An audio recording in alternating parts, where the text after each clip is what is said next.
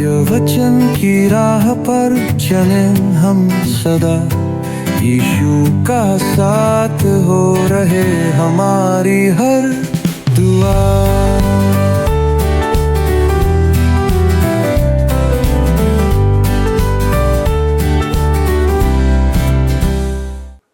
प्रिय मित्रों, आप सभी को प्रेम भरा नमस्कार। मुझे आशा है कि आप परमेश्वर के वचन और अनुग्रह में बढ़ रहे हैं। आज के सत्य वचन कार्यक्रम में आपका स्वागत है। मित्रों, आज हम मीका के 4 अध्याय से एक बहुत ही सांत्वन देने वाली भविष्यवाणी पर मनन करने जा रहे हैं, जो शांति के राजा और अंत के दिनों की भविष्यवाणी है।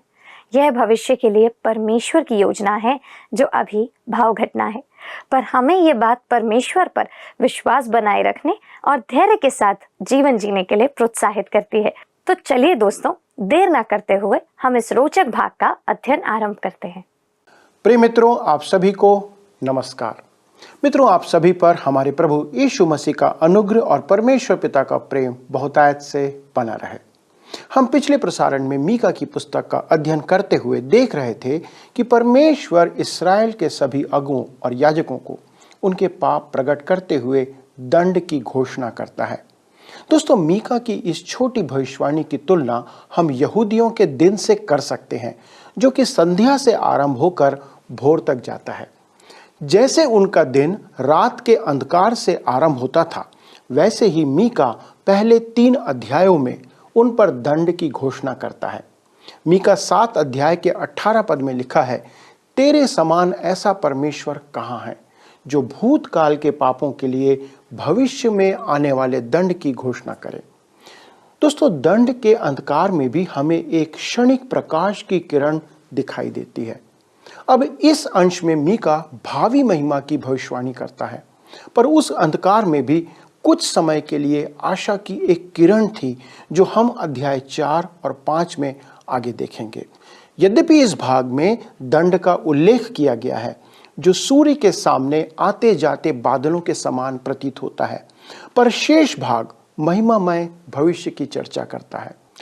आइए हम मीका 4 अध्याय से अपना अध्ययन आरंभ करते हैं, जिसका विषय है अंत के दिनों की भविष्यवाणी।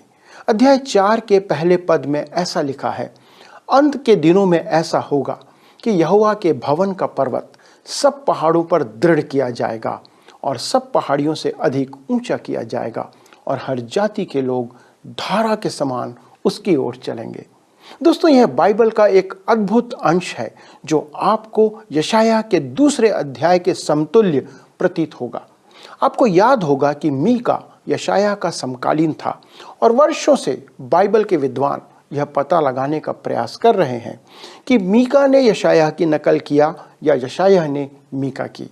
मेरे विचार में इस विवाद में जाना समय नष्ट करना है, क्योंकि इसका उत्तर किसी के पास नहीं है। पर क्योंकि पवित्र आत्मा वचन का लेखक है, उसने दोनों को एक ही संदेश दिया, क्योंकि यह महत्वपूर्ण संदेश था जिसे उसने 2 बार प्रकट किया। इस कारण हम बहुत सावधानी पूर्वक इसका मनन करेंगे। मित्रों, ध्यान दीजिएगा कि 4 अध्याय का आरंभ एक संयोजक शब्द परंतु से होता है, जो कि हिंदी बाइबल में तो नहीं आया है, पर वह इस अध्याय को पिछले अध्याय अर्थात अध्याय 3 के अंतिम पद से जोड़ता है। जैसा मीका 3 अध्याय के 12 पद में लिखा है, इसलिए तुम्हारे कारण सिय्योन जोत कर खेत बनाया जाएगा और यरूशलेम खंडहरों का ढेर हो जाएगा, और जिस पर्वत पर भवन बना है वह वन के ऊंचे स्थान सा हो जाएगा। जैसा लिखा है, परंतु अंत के दिनों में। दोस्तों, मीका अब नबूकदनेस्सर और रोमी तीतुस द्वारा यरूशलेम के ध्वंस किए जाने के से आगे बढ़कर अंत के दिनों में पहुंच जाता है। पुराने नियम में यह वाक्य अंत के दिनों एक तकनीकी शब्द है, जिसका एक निश्चित अर्थ है। हमारे प्रभु यीशु मसीह ने इसे मत्ती 24 अध्याय के 21 में कहा है, भारी क्लेश का समय। इसे हम महाक्लेश कहते हैं, जो अंत समय का आरंभ करेगा, और इस 7 वर्षीय समय के बाद प्रभु यीशु का आगमन होगा और वह इस पृथ्वी पर अपना राज्य स्थापित करेगा। दोस्तों, वास्तव में यीशु के दूसरे आगमन पर महाक्लेश समाप्त हो जाएगा। तब उसके राज्य का आरंभ होगा। अतः अंत के दिनों में यह महाक्लेश, मसीह का दूसरा आगमन और मसीह के 1000 वर्ष का राज्य समाहित करता है। इसलिए जब मीका अंत के दिनों में कहता है तो वह वर्तमान परिस्थितियों के परे भविष्य की ओर निहार रहा था। इस्राएल में जितना अंधकार बढ़ता गया, उनका भविष्य उतना ही उज्जवल होता गया, और यह हमारे लिए भी उतना ही सत्य है। ऐसा कहा जाता है कि आप कुएं में जितना अधिक गहरे में उतरेंगे, आप उतना अधिक सितारों को देख पाएंगे। और जब इस्राएल पतन के गर्त में पहुंच गया, तब उसे भविष्य में ज्योति दिखाई दी। जैसा लिखा है, यहोवा के भवन का पर्वत सब पहाड़ों पर दृढ़ किया जाएगा। यहाँ पर्वत शब्द शाब्दिक और रूपक दोनों प्रकार से उपयोग में लिया गया है। दोस्तों, आपको याद होगा जब दानियल दूसरे अध्याय में 34 और 35 पद में दानियल कहता है, फिर देखते देखते तूने क्या देखा कि एक पत्थर ने बिना किसी के खोदे आप ही उखड़कर उस मूर्ति के पांव पर लगकर जो लोहे और मिट्टी के थे उनको चूर चूर कर डाला। तब लोहा, मिट्टी, पीतल, चांदी और सोना भी सब चूर चूर हो गए और धूप काल में खलिहानों के भूसे के समान हवा से ऐसे उड़ गए कि उनका कहीं पता ना रहा। और वह पत्थर जो मूर्ति पर लगा था, वह बड़ा पहाड़ बनकर सारी पृथ्वी में फैल गया। दोस्तों, वह पत्थर आने वाला मसीह यीशु है। जैसा लिखा है, वह पत्थर पहाड़ बनकर सारी पृथ्वी में फैल गया। दोस्तों, जिस पहाड़ी की बात दानियल कर रहा है, वह मसीह यीशु के राज्य का प्रतीक है, जो इस पृथ्वी पर एक दिन स्थापित होगा। यह आध्यात्मिक व्याख्या है। किसी भी बाइबल अंश को आध्यात्मिक व्याख्या प्रदान करने का हमें कोई अधिकार नहीं है, जब तक कि शास्त्र आधिकारिक तौर पर यह प्रमाणित ना करे। पर इस अंश के लिए हमें यह अधिकार है। यद्यपि मैं इसका शाब्दिक अर्थ निकालना नहीं चाहूँगा, क्योंकि सच्चाई यही है कि आज यरूशलेम को आप देख सकते हैं, वह पहाड़ पर बसा हुआ है। न केवल पवित्र शास्त्र इसे स्पष्ट करता है, पर आप इसे जाकर देख भी सकते हैं। मीका यरूशलेम के संबंध में कह रहा है, जैसा हम आगे देखेंगे, और सहस्त्राब्दी राज्य वहाँ केंद्रित होगा तथा यरूशलेम उसकी राजधानी होगा, और हर जाति के लोग, जैसा लिखा है, धारा के समान उसकी ओर चलेंगे। धारा के समान दोस्तों, यह अचानक और स्वतः होने वाली गति को प्रकट करता है, जिसका अर्थ है उनकी स्वयं की इच्छा से। दोस्तों, आज जब हम इस पर बात कर रहे हैं तो इसकी गति की दिशा विपरीत है। हालांकि जिस प्रकार से संसार की दशा बदल रही है और दिशा बदल रही है, आने वाले समय में इसकी दिशा शीघ्र ही बदल सकती है। पर सच्चाई यह है कि मीका की भविष्यवाणी अब तक पूरी नहीं हुई है और मसीह यीशु के आने तक पूरी होगी भी नहीं। आइए अब हम आगे बढ़ते हुए अगले पद 2 को पढ़ते हैं। जैसा लिखा है, और बहुत सी जातियों के लोग जाएंगे और आपस में कहेंगे, आओ हम यहोवा के पर्वत पर चढ़कर याकूब के परमेश्वर के भवन में जाएं। तब वह हमको अपने मार्ग सिखाएगा और हम उसके पथों पर चलेंगे, क्योंकि यहोवा की व्यवस्था सिय्योन से और उसका वचन यरूशलेम से निकलेगा। आमीन। बाइबल में भविष्यवाणी के अनेक अध्यायों में यह भी एक अध्याय है जो स्पष्ट करता है कि वर्तमान में यहूदियों की इस्राएल वापसी इस भविष्यवाणी की पूर्ति नहीं है। दोस्तों, आज संसार के राष्ट्र परमेश्वर की वाणी सुनने के लिए यरूशलेम नहीं जा रहे हैं, और न ही परमेश्वर का वचन वहां से प्रसारित किया जा रहा है, सुनाया जा रहा है। दोस्तों, यरूशलेम में स्थित कुछ मसीही संस्थाओं के नाम मैं आपको बता सकता हूं, जो स्वयं यहूदी हैं और उन्हें मसीह और परमेश्वर के वचन को सुनाने के लिए प्रताड़ित किया गया है। आज परमेश्वर का वचन यरूशलेम से प्रसारित नहीं हो रहा है। मित्रों, वर्तमान समय में जो सनसनीखेज बातें कही जा रही हैं कि उस देश में भविष्यवाणी पूरी हो रही है, वह उन लोगों के कानों में खुजली उत्पन्न करती है जिन्हें मैं बाल्य मसीही कहता हूँ। उन्हें यह सुनना अच्छा लगता है कि भविष्यवाणी पूरी हो रही है, जिसका अर्थ है अंत निकट है। कुछ तो प्रभु के आने की तिथि भी निकाल रहे हैं, जिसे कोई नहीं जानता। यद्यपि मैं सोचता हूँ कि हम अंत की ओर अग्रसर हैं, पर मेरे पास प्रभु से इसकी कोई सूचना प्राप्त नहीं है और न ही परमेश्वर के वचन में इसका कोई उल्लेख किया गया है। पर मैं चाहता हूं कि ऐसी सनसनीखेज भविष्यवाणी करने वाले प्रचारक बाइबल की सभी पुस्तकों का अवलोकन करें, और यदि वे ऐसा करेंगे तो पाएंगे कि मीका यहाँ जो भविष्यवाणी कर रहा है वह अभी पूरी नहीं हुई है। आज यरूशलेम से परमेश्वर का वचन प्रसारित नहीं हो रहा है।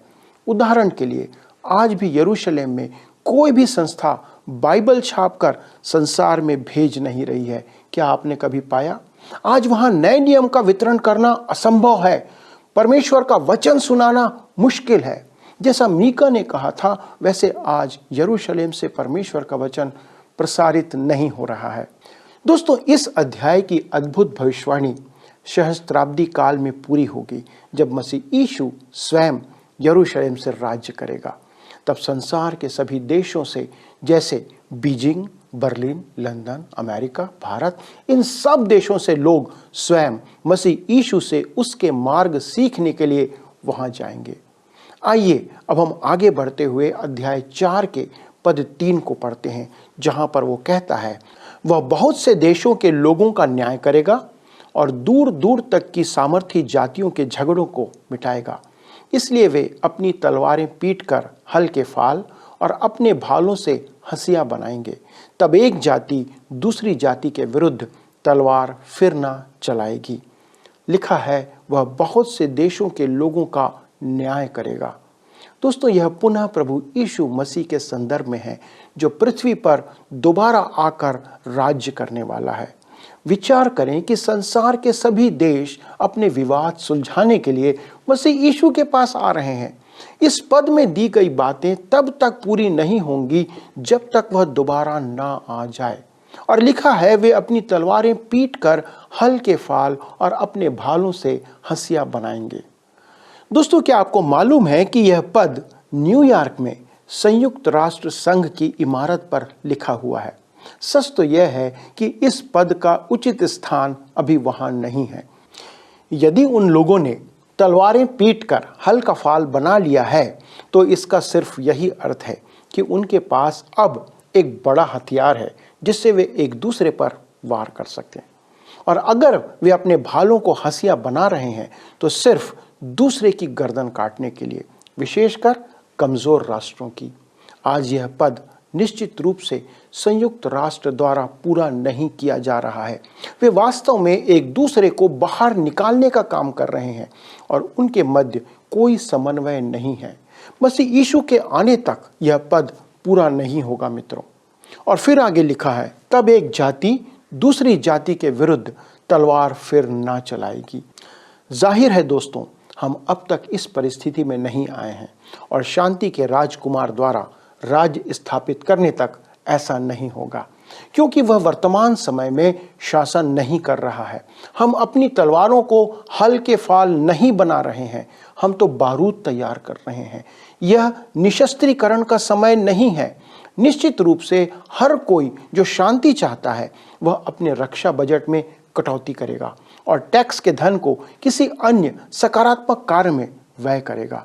पर जब तक हम एक बड़े और बुरे संसार में रह रहे हैं जो दिखावटी नहीं पर वास्तविक है, हमें हथियार रखने की आवश्यकता पड़ेगी। प्रभु यीशु मसीह ने लूका रचित सुसमाचार 11 अध्याय के 21 पद में इस बात को कहा था, बलवंत मनुष्य हथियार बांधे हुए अपने घर की रखवाली करता है तो उसकी संपत्ति बची रहती है। क्या आज कोई अपना दूसरा गाल आगे कर इस बात को बनाए रखता है? पहाड़ी उपदेश को पढ़ें और जानें कि वह राजा जो कह रहा है वह उस समय का उल्लेख कर रहा है जब वह इस पृथ्वी पर अपना राज्य स्थापित करेगा।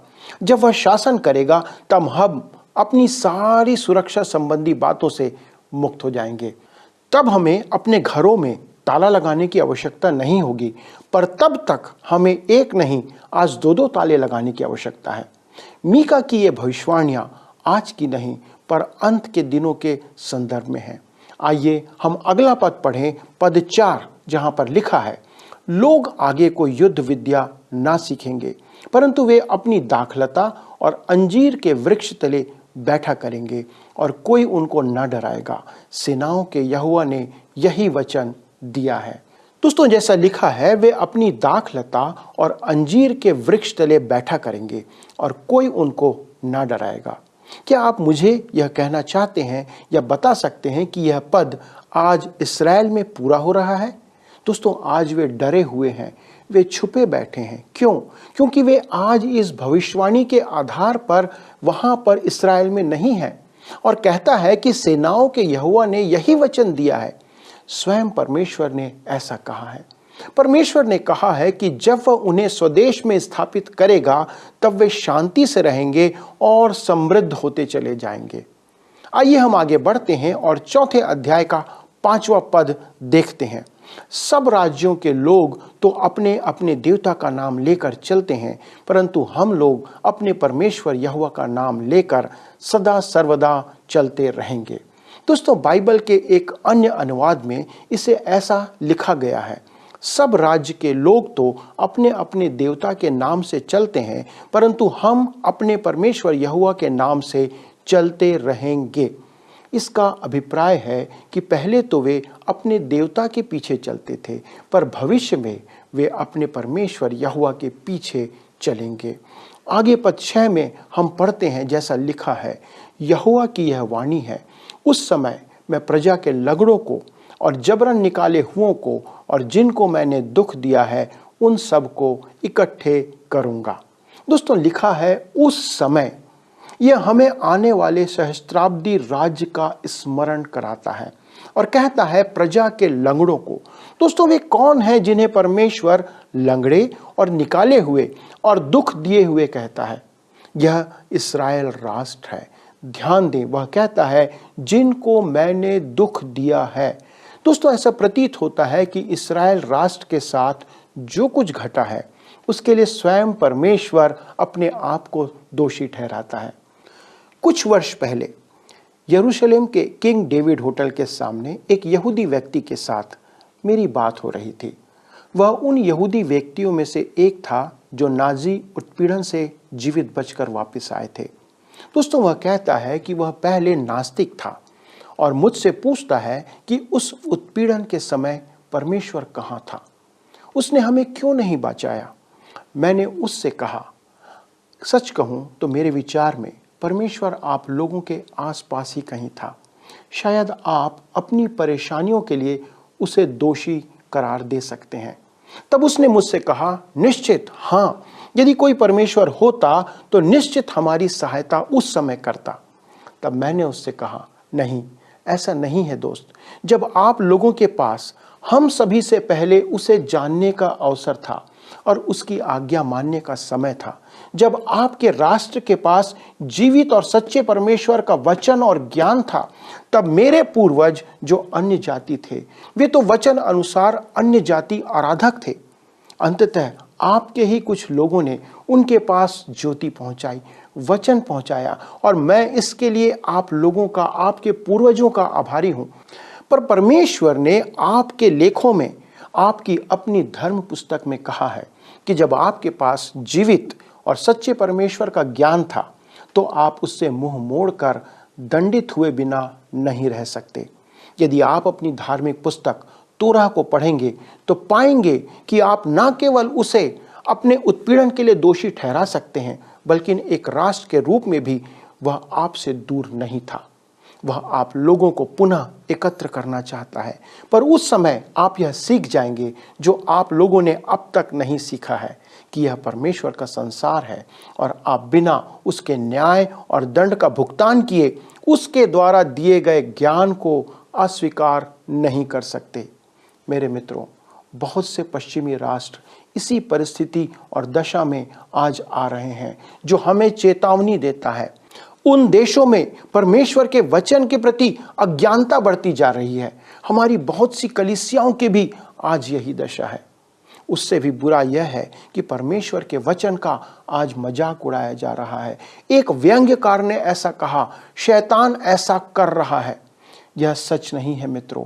आप बुराई इसलिए नहीं करते क्योंकि शैतान आपसे ऐसा करवाता है। आप बुराई इसलिए करते हैं क्योंकि आप में पुराना स्वभाव है, जो यथासंभव स्वार्थी, अलग थलग और परमेश्वर से रहित है। मित्रों, हम उसके न्याय का अनुभव किए बिना उसे हल्के में नहीं ले सकते और उसे अस्वीकार नहीं कर सकते। मीका के दिनों में परमेश्वर ने इस्राएल को पीड़ित करने का दोष स्वयं पर लिया। उसने मुझसे उसके लिए माफ़ी मांगने या उस कथन को समझाने का प्रयास करने को नहीं कहा। यह एक राष्ट्र के रूप में हमारे लिए एक चेतावनी स्वरूप काम करना चाहिए। क्या आज हम परमेश्वर के वचन के द्वारा चेतावनी प्राप्त कर रहे हैं? इस्राएल परमेश्वर का और उसके वचन का तिरस्कार कर आज भी दंड भोग रहा है। दोस्तों, आज हमारे लिए चेत जाने का समय है, ध्यान करने का समय है कि क्या हम भी उसके वचन को सुनकर उसको अनदेखा कर रहे हैं। यदि आज हमारी ऐसी स्थिति है तो आइए हम परमेश्वर के पास लौट आएं और उससे विनती करें कि वो हम पर दया करे। आइए प्रार्थना करें। परमेश्वर पिता, एक बार फिर से हम आपको धन्यवाद देते हैं कि आपके इस वचन के द्वारा से आपके इन चेतावनियों को विचार करने के लिए हम कायल किए गए कि हम ये जाने प्रभु कि हमने कितनी बार आपके वचन को अनदेखा किया है।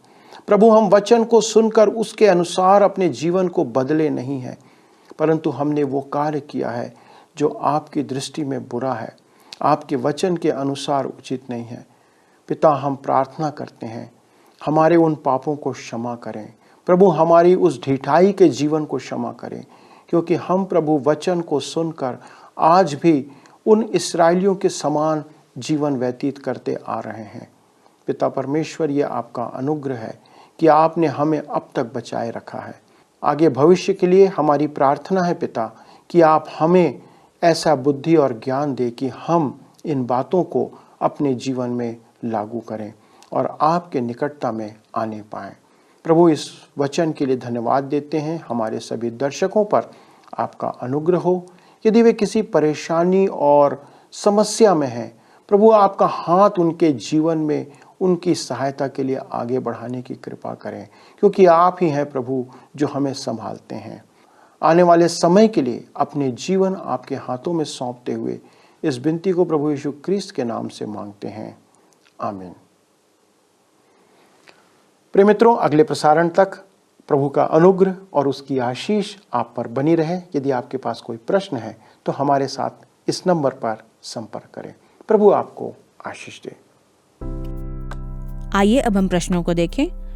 पिछले प्रश्न का उत्तर है सी, मसीह यीशु और उसकी शिक्षाओं को आपस में बांटना। मसीही सहभागिता का अर्थ है मसीह यीशु और उसकी शिक्षाओं को आपस में बांटना। आज के अध्ययन पर आधारित प्रश्न है, महाक्लेश कब समाप्त होगा?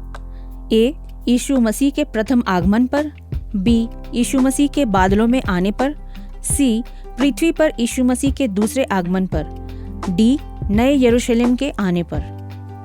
मित्रों, इस प्रश्न का उत्तर हमें कल सुबह 6 बजे से पहले विकल्प ए, बी, सी या डी के साथ अपना नाम, पता, स्थान के साथ 9651433397 पर SMS या WhatsApp करें।